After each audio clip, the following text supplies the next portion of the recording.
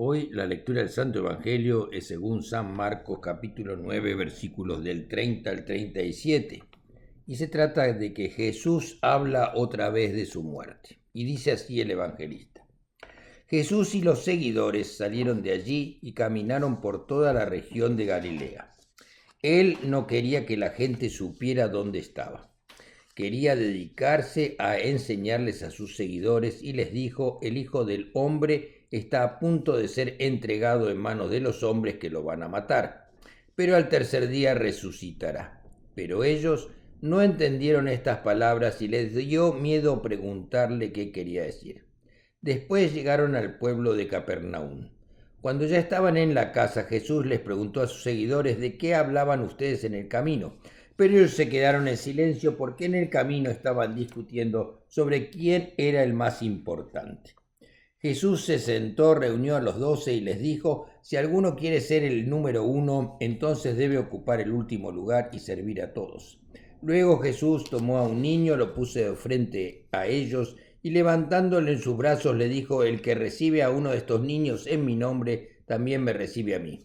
El que me recibe a mí, también recibe al que me envió. Esta es la palabra de Dios. Gloria a ti, Señor. En el Evangelio de la semana pasada, Pedro reconoce a Jesús como el Cristo, el Mesías, y Jesús les anuncia a sus discípulos por primera vez su muerte. Esto trajo una reacción de sorpresa y de rechazo por parte de los discípulos que no entendían por qué Jesús tiene que morir. Ellos han abandonado todo para seguirlo a Jesús. Ahora, miles de personas lo siguen, los escuchan los mensajes de Jesús y ven sus milagros. Entonces, ¿por qué tiene que morir Jesús? Hasta el momento, muchos de los seguidores de Jesús piensan que Él es el Mesías, que desde hace mucho que estaban esperando. Ese príncipe guerrero que liberaría a los judíos de la opresión del Imperio Romano, y no se dan cuenta que el que viene para cambiar a toda la humanidad y para siempre es Jesús y es distinto a ese Mesías esperado. Recordemos que cuando Jesús les comunica que va a sufrir y morir, Pedro lo lleva de costado, de lado, como para reprenderlo, pensando que Jesús tal vez estaba pasando por un mal momento y que no era en serio lo que decía. Jesús reacciona a las palabras de Pedro diciéndole que no lo tiente, que no sea como el diablo que trata que su misión en la tierra, aquello por lo que ha venido, no se cumpla, y así no se pueda lograr el perdón de los pecados para toda la humanidad. En el pasaje de hoy, Jesús y sus discípulos están en camino hacia Jerusalén. Jesús, consciente de lo que le espera, aprovecha este tiempo para enseñarles una lección crucial sobre la humildad y el servicio. Jesús por segunda vez también les dice que va a morir y les dice a sus discípulos que será entregado en manos de los hombres, que lo matarán y que Él resucitará al tercer día. Sin embargo, los discípulos no entienden estas palabras y tienen miedo de preguntarle. Este miedo refleja su incomprensión y su resistencia a aceptar el sufrimiento como parte del plan de Dios. En un momento, Jesús ve que los discípulos están discutiendo entre ellos y les pregunta de qué están hablando. Los discípulos se quedan callados. Ese silencio nos muestra que no se sentían muy cómodos con la pregunta de Jesús y no se atrevían a contestarle porque seguramente les daba pena contarle de lo que estaban hablando. Ellos son conscientes de que su discusión no es un buen tema, especialmente después que su maestro les ha anunciado los acontecimientos por venir. Esta discusión es un ejemplo concreto que no entendían lo que Jesús les decía en el camino. Jesús acababa de anunciar su disposición a morir, a entregarse para la salvación de todos. Su voluntad de aceptar la misión que Dios Padre le ha encargado de servir a la humanidad aún a costa de su propia vida.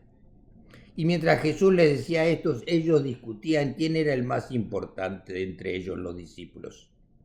Esta discusión nos muestra que aún no habían comprendido el verdadero significado del liderazgo y la grandeza en el reino de Dios.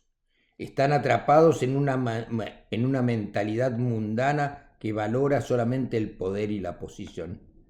Jesús no se enoja ni los regaña. Pero la respuesta de Jesús es impresionante. Jesús se toma su tiempo, se sienta, les dice que se acerquen y recién entonces les habla y les dice.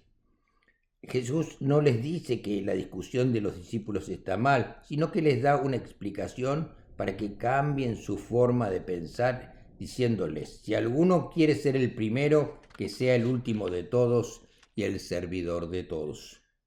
Esto es totalmente contrario a lo que ellos están discutiendo, a ver quién es el más importante entre ellos. Ellos discuten sobre quién es el más importante, el más grande, y Jesús en cambio les dice cómo ser importante.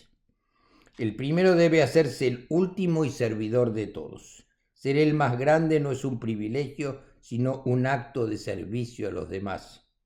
El Hijo del Hombre, Jesús mismo, es un ejemplo de ello, el servirnos a nosotros hasta la muerte, y esto lo muestra claramente. Luego Jesús toma a un niño como ejemplo, esa personita pequeña, esa personita que no tiene ningún peso en las decisiones políticas o en la vida económica de la sociedad. Y Jesús los coloca junto a ellos dándoles un lugar de privilegio. Esta pequeña o pequeño ocupa ahora el lugar que todos y todas queremos ocupar, estar en los brazos de Jesús. Entonces se vuelve a los discípulos y los invita también a ellos a recibir a quienes pasan desapercibidos, ignorados por todos. Este pasaje nos desafía a reconsiderar nuestras propias ambiciones y deseos de grandeza. Jesús nos llama a una vida de servicio y humildad. En lugar de buscar ser los primeros, debemos buscar el servir a los demás. La verdadera grandeza en el reino de Dios no se mide por el poder o la posición, sino por nuestra disposición a servir y poner las necesidades de los demás por encima de las nuestras.